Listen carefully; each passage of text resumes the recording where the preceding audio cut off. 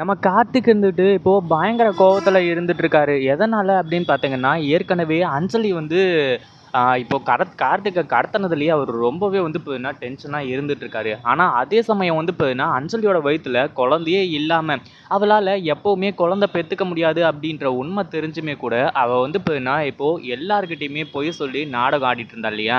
அந்த ஒரு விஷயம் தெரிஞ்சதுனால, இப்போ பயங்கரமான ஒரு அதிர்ச்சியில வந்து பார்த்தீங்கன்னா இருந்துட்டு இருக்காங்க. அது மட்டும் இல்லாம நம்ம கார்த்திக் இருந்துட்டு இப்படிப்பட்டவள நான் லவ் பண்ணி கல்யாணம் பண்ணேன் அப்படின்னு சொல்லிட்டு வந்து நினைக்கவே எனக்கு ரொம்பவே வந்து பார்த்தீங்கன்னா அசிங்கமா இருக்கு.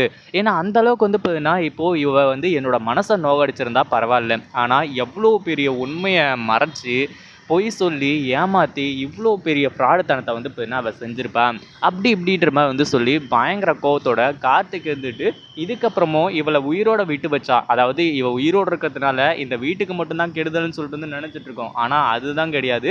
இவ உயிரோடு இருக்கிறதுனால இந்த உலகத்துக்கே கெடுதல் தான் அப்படின்ற மாதிரி வந்து சொல்லி பயங்கர கோவத்தோட இந்த அஞ்சலியை வந்து பார்த்தீங்கன்னா இப்போ அடி அடி நடிச்சு வெளுத்து கட்டுறது மட்டும் இல்லாமல் அஞ்சலியோட கழுத்தை பிடிச்சே வந்து பார்த்தீங்கன்னா நெருக்க ஆரம்பிச்சுறாங்க. இதுக்கப்புறம் அஞ்சலியால் வந்து பார்த்தீங்கன்னா உயிரோடு இருக்க முடியுமா அப்படின்றதே வந்து பார்த்தீங்கன்னா மிகப்பெரிய ஒரு டவுட் ஆகிடும். ஏன்னா அந்த அளவுக்கு நம்ம கார்த்திக் பயங்கர கோவத்தோடு இருக்காரு. அதுக்கு முன்னாடி என்னவெல்லாம் நடக்குது அப்படின்னு சொல்லிட்டு பார்க்கறதுக்கு முன்னாடி இப்போ தான் நம்ம சேனலுக்கு ஃபர்ஸ்ட் டைம் வரீங்க அப்படின்னா கீழே இருக்க சப்ஸ்கிரைப் பட்டனை ப்ரெஸ் பண்ணிக்கோங்க.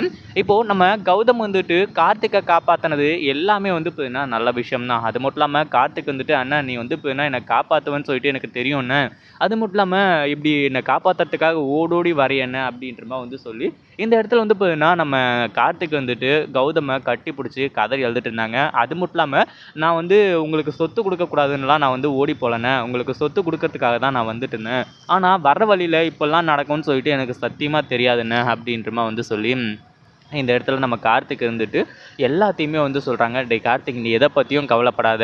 இலக்கியா வந்து பார்த்தீங்கன்னா ஆரம்பத்துலேருந்தே சொல்லிட்டு இருந்தா. நான் கூட வந்து பார்த்தீங்கன்னா ஆரம்பத்தில் இது எதையுமே நம்பவே இல்லை. ஆனால் அவள் இலக்கியா வந்து பார்த்தீங்கன்னா கன்ஃபார்மாக சொல்லிட்டு இருந்தா. நீ வந்து பார்த்தீங்கன்னா கடத்தப்பட்டிருக்க, அஞ்சலியும் எஸ்எஸ்கேவும் சேர்ந்து தான் வந்து பார்த்தீங்கன்னா உங்களை வந்து கடத்திருக்காங்க அப்படின்றத வந்து பார்த்தீங்கன்னா எவ்வளவோ சொன்னான். ஆனால் அதுக்கப்புறம் தான் ஸ்டெப் எடுத்து இங்கே நீ எங்கே இருக்க என்ன ஏது அப்படின்றத கமிஷனர் மூலிமா செக் பண்ணும்போது தான் எல்லா உண்மையுமே தெரிய வந்துச்சு கார்த்திக். எப்படியோ ஒளி வழியாக அதாவது இந்த சொத்து அது இதுன்னு சொல்லிட்டு அதெல்லாம் விட்டுரு. ஆனால் உன்னை காப்பாற்றிட்டேன். உன்னை வந்து இப்போ கொண்டு போய் ஜானு கிட்ட ஒப்படைச்சா அதுவே எனக்கு மிகப்பெரிய சந்தோஷம் அப்படின்ற மாதிரி வந்து சொல்லி தான் இங்கேருந்து கூட்டிகிட்டு போனாங்க.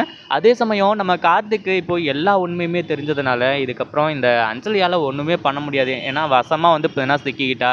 இதுக்கப்புறம் வந்து பார்த்தீங்கன்னா அவள் வந்து மாட்டிக்கிட்டு தவிக்கிறத தவிர வேறு வழியே கிடையாது. ஏன்னா இத்தனை நாளாக வந்து பார்த்தீங்கன்னா கௌதமையும் இலக்கியாவையும் அழிக்கணும்னு சொல்லிட்டு முடிவு பண்ணாமல் இருந்து இந்த இவ்வளோ பிளானுகளை வந்து பார்த்தீங்கன்னா பண்ணாமல் கார்த்திகோட சொத்தோடையே வாழ்ந்துக்கிட்டு இருந்தா அப்படின்னா ஈஸியாக அந்த பிரச்சனை எல்லாமே முடிஞ்சிருக்கும். இந்த சொத்துக்காக வந்து பார்த்தீங்கன்னா எவ்வளோ பொய் சொல்லியிருக்கா, தான் கர்ப்பமாக இருக்கேன், அதுவும் ரெட்டை குழந்தை அப்படின்னு சொல்லிட்டு அந்த ஒரு காரணத்தினால தான் வந்து பார்த்தீங்கன்னா அதாவது எது வேணாலும் மன்னிச்சிருவாங்க. இப்போ கடத்தனத்தை கூட வந்து பார்த்தீங்கன்னா கார்த்திக் மன்னிக்கிறதுக்கு தயாராக இருக்குது.